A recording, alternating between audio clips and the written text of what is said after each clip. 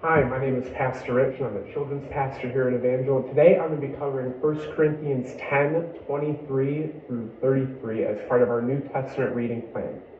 My question for you today is, do you enjoy your freedom?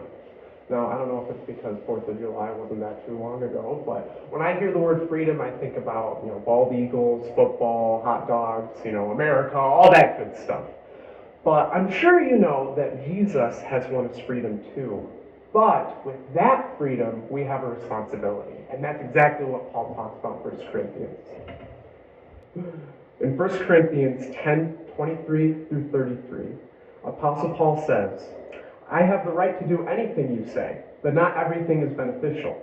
I have the right to do anything, but not everything is constructive.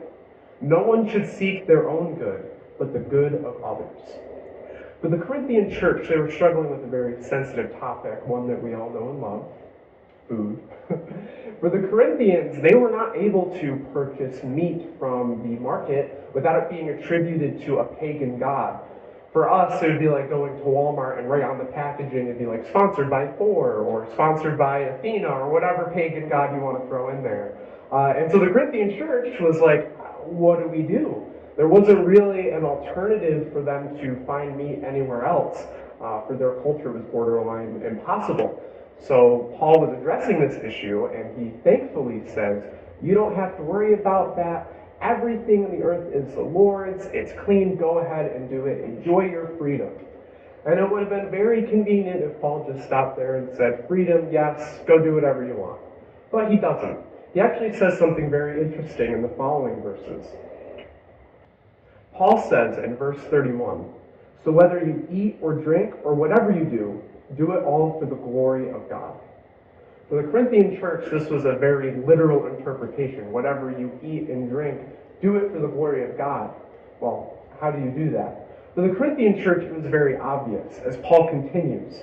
He says in verse 32 and 33, do not cause anyone to stumble, whether Jews, Greeks, or the church of God, even as I try to please everyone in every way.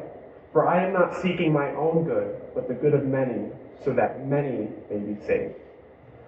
Ultimately, the sacrificial love of abstaining from pagan ritual food when an unbeliever would have a problem with it or they would be scandalized, like, how can you do this? Instead of Paul just saying, enjoy your freedom, you tell that weaker brother that he can suck it up and he can watch me eat this food all he wants. He says that we can't abuse our freedom if it's going to cause somebody to stumble. That we shouldn't use this newly won freedom to serve ourselves, but to serve those around us. And while that might be a very hard lesson, there is some encouragement that I have for you. As you think about this freedom that Christ has given us, I want you to imagine that when we use our freedom and when we think about others in a sacrificial way, we are mimicking the love of Jesus, who gave up all of his freedom and glory for us. And so he asks us to give up some of our freedom in case of a stumbling brother.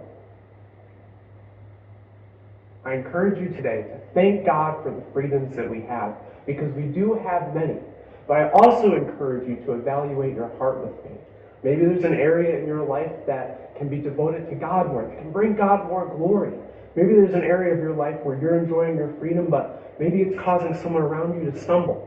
Whatever that looks like for you, I hope that you are able to be encouraged from this devotional today. I'm Pastor Rich, and thanks for watching.